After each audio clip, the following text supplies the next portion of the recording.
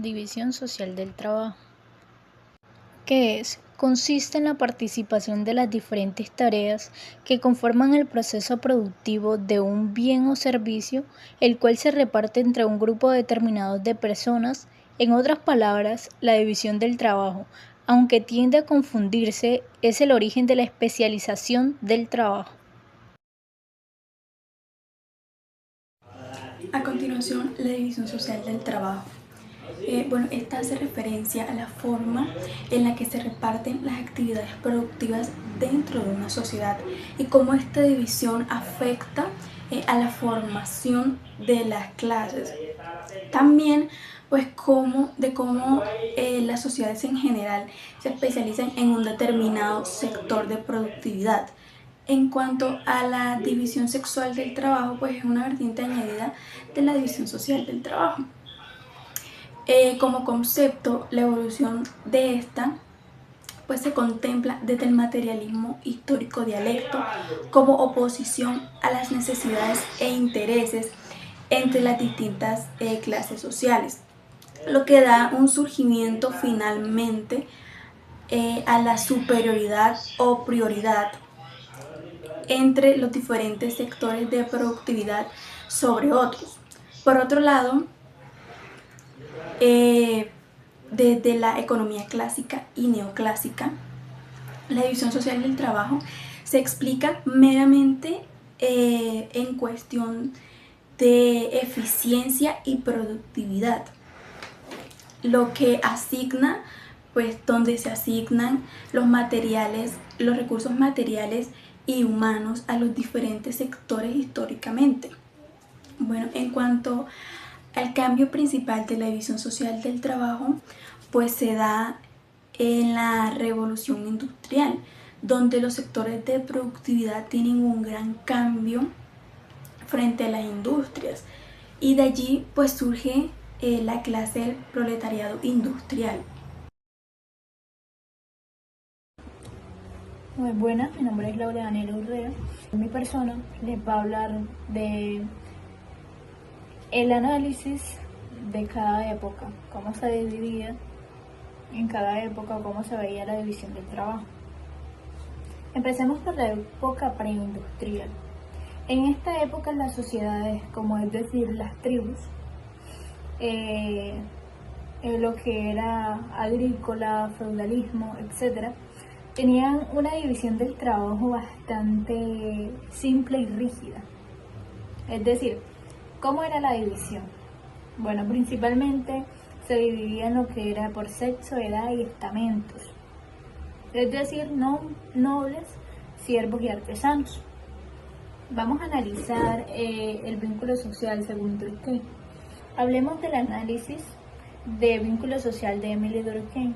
Émile Durkheim lo llamó solidaridad mecánica, es decir, una comunidad que tenía cierto parecido físicamente, se parecían unos a otros físicamente, tanto costumbres como tradiciones, etc.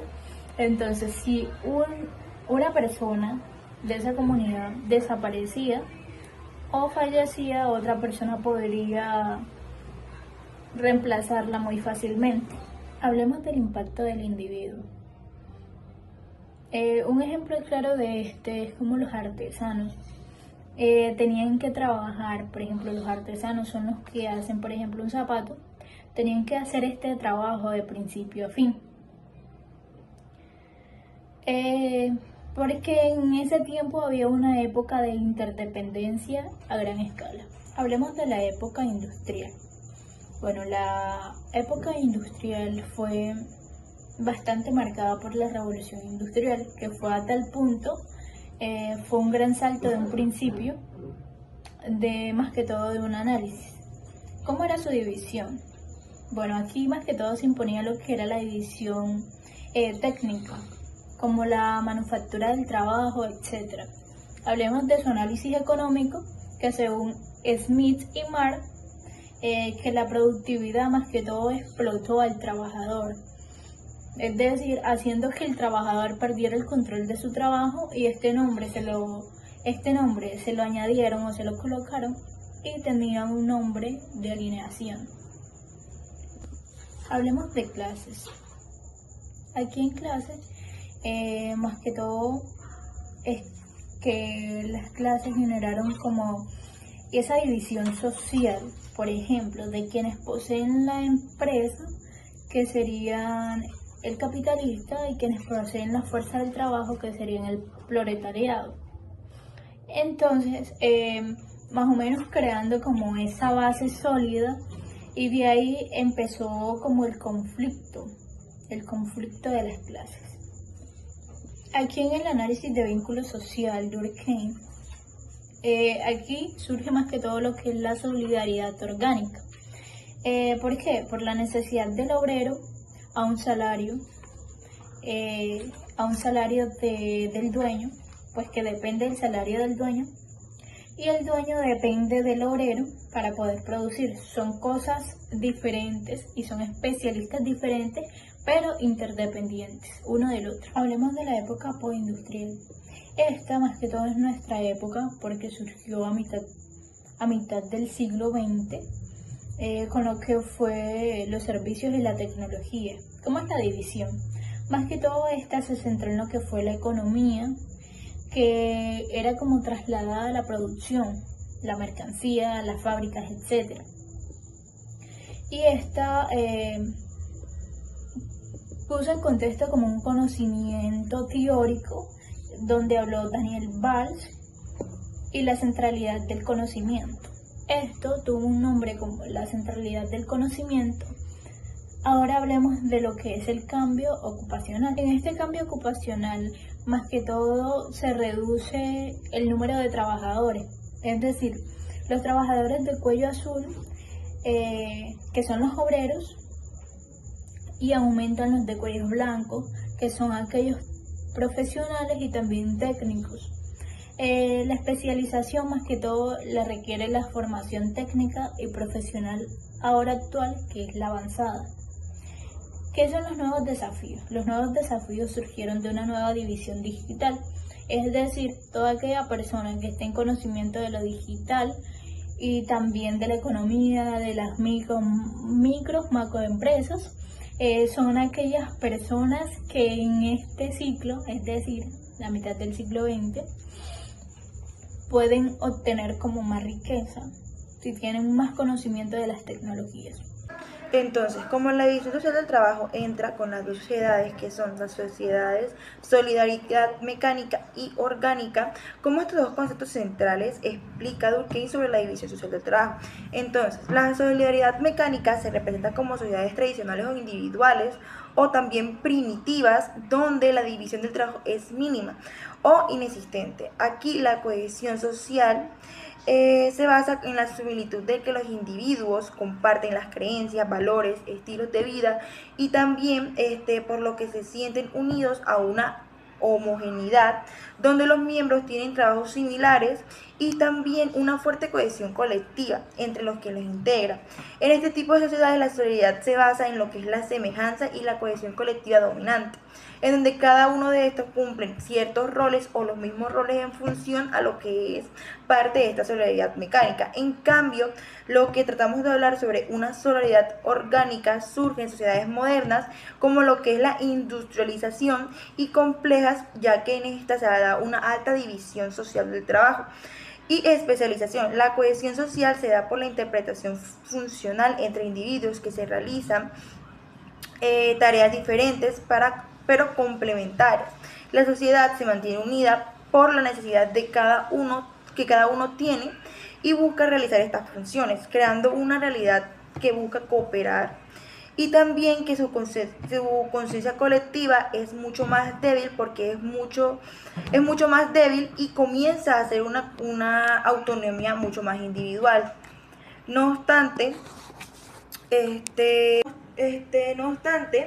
división social del trabajo impulsa a la transmisión de una sociedad mecánica a que se transforme a una sociedad más orgánica. A medida que aumenta la cantidad de personas y su interacción, o sea, la densidad dinámica en la que se trabaja, busca que se haga necesaria una mayor especialización para evitar la competencia directa y permitir la cooperación entre los roles distintos, ya que como las sociedades mecánicas casi todos tienen una misma función, siempre se va a crear lo que es una competencia directa entre ellos.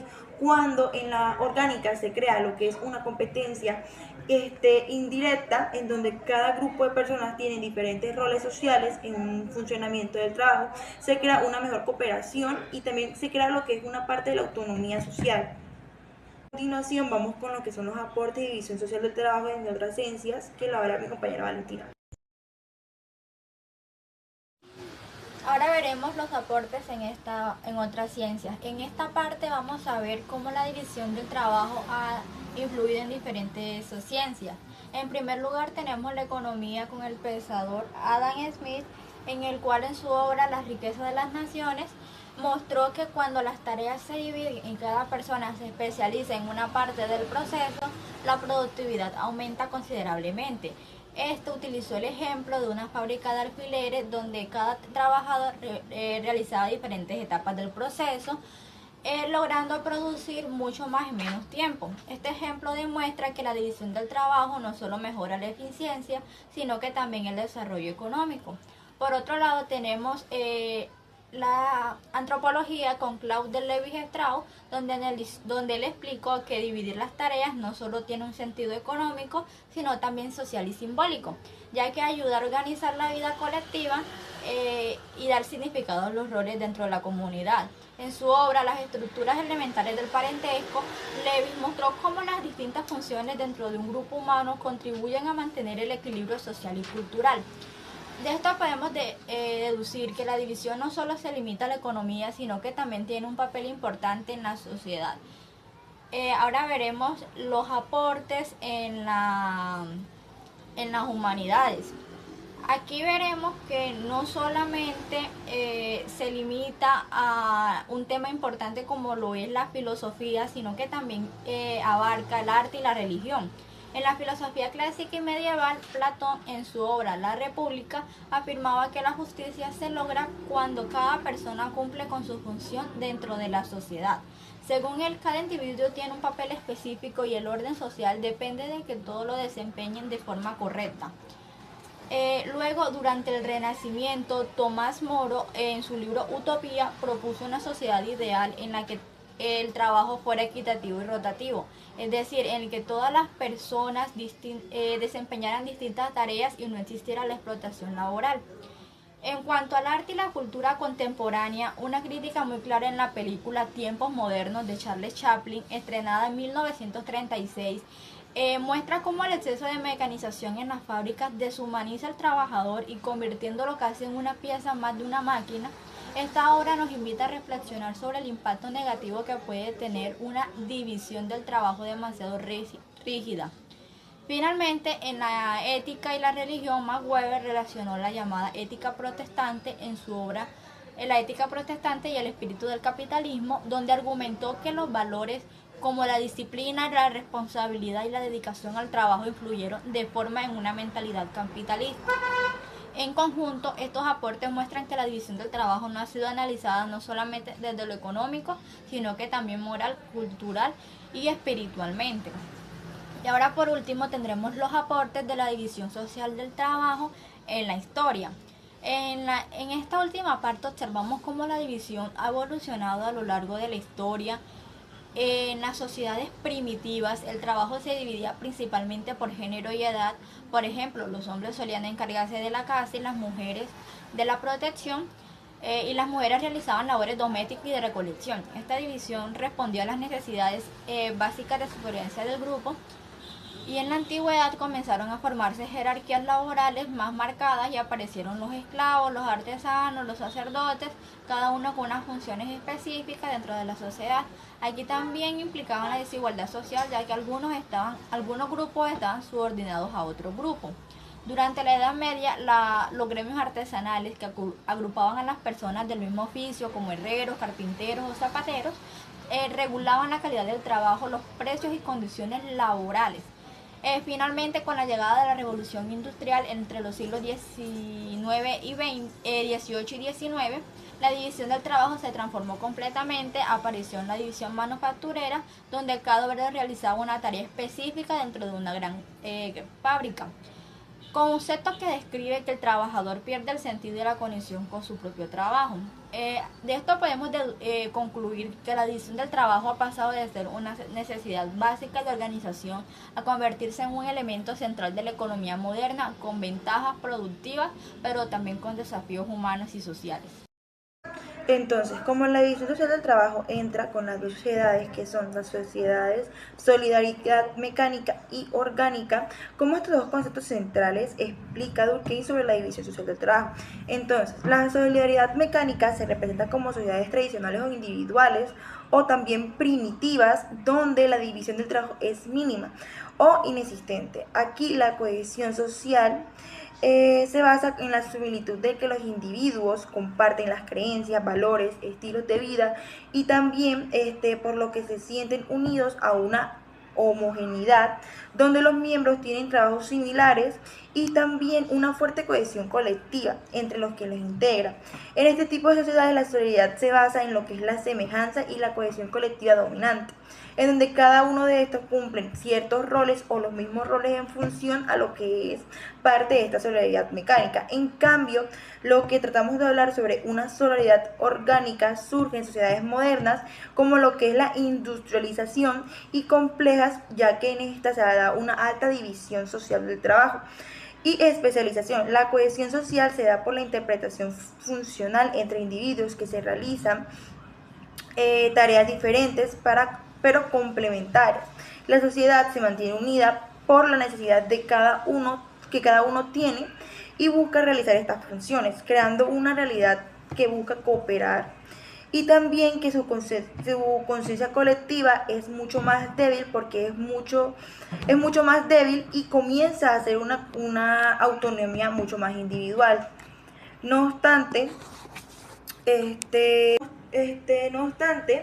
división social del trabajo impulsa a la transmisión de una sociedad mecánica que se transforme a una sociedad más orgánica. A medida que aumenta la cantidad de personas y su interacción, o sea, la densidad dinámica en la que se trabaja, busca que se haga necesaria una mayor especialización para evitar la competencia directa y permitir la cooperación entre los roles distintos, ya que como las sociedades mecánicas casi todos tienen una misma función, siempre se va a crear lo que es una competencia directa entre ellos. Cuando en la orgánica se crea lo que es una competencia indirecta, en donde cada grupo de personas tiene diferentes roles sociales en un funcionamiento del trabajo, se crea una mejor cooperación y también se crea lo que es una parte de la autonomía social. A continuación vamos con lo que son los aportes y división social del trabajo en otras ciencias, que lo habla mi compañera Valentina. A todo esto, ¿cómo se relacionan los hechos sociales con la división social del trabajo? Los hechos sociales, según Durkheim, son formas de actuar, pensar y sentir externos al individuo, que ejercen coerción y son generales en la sociedad. Estos hechos sociales forman parte esencial de la división social del trabajo, porque regulan y estructuran esas divisiones de tareas y roles dentro de la sociedad. La división del trabajo no es solo una cuestión económica o técnica, sino que está profundamente influenciada por hechos sociales como lo son las normas, valores, leyes, costumbres y sistemas de creencia que determinan cómo deben distribuirse las funciones y cómo deben comportarse los individuos en sus roles especializados. Estos hechos sociales crean un marco moral y normativo que garantiza la cohesión y la cooperación entre los individuos especializados, evitando conflictos y anomia. En las sociedades antiguas o muy tradicionales, la mayoría de las personas se parecen mucho entre sí, creen lo mismo, hacen trabajos similares y viven de forma parecida. Como todos son casi iguales, no hay mucha necesidad de dividir el trabajo, cada quien puede hacer lo mismo que los demás. En cambio, en sociedades modernas las personas son muy diferentes entre sí y cada una cumple un rol específico. Por ejemplo, unos son médicos, otros son agricultores, otros son doctores, ingenieros, comerciantes, etc. Como todos dependen del trabajo de los demás para poder vivir, se necesita una división del trabajo muchísimo más grande, que la que se presenta en las sociedades antiguas. Esa diferencia obliga a que existan reglas y formas de convivencia que permitan que todos, aunque distintos, funcionen en conjunto. Por ejemplo, en sociedades con solidaridad mecánica, los hechos sociales son muy homogéneos y refuerzan la similitud entre sus miembros, limitando la división del trabajo. En contraste, en sociedades con solidaridad orgánica, los hechos sociales regulan la interdependencia funcional y la integración entre individuos diferentes, permitiendo una división del trabajo más compleja y especializada. Bueno, a todo esto que ya he dicho, básicamente los hechos sociales pues son las normas, costumbres y formas de organización que la sociedad impone y determinan cómo se reparte el trabajo entre las personas. En sociedades donde todos piensan y viven de manera similar, esas reglas hacen que casi todos hagan las mismas tareas y por eso la división del trabajo es mínima. En cambio, cuando la sociedad acepta y organiza la diferencia entre sus miembros, esas mismas normas permiten que cada quien tenga un rol específico y dependa del trabajo de otros, lo que genera una división de trabajo más compleja y especializada, como ya lo había mencionado anteriormente.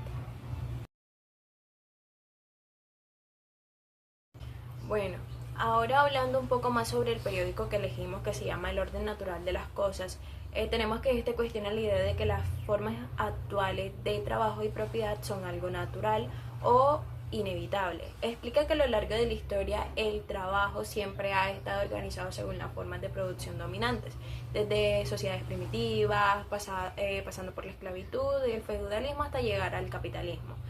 En esta etapa la división del trabajo tuvo como objetivo garantizar la reproducción de la sociedad y en especial de quienes detentan el poder o en ese momento quienes tenían el poder.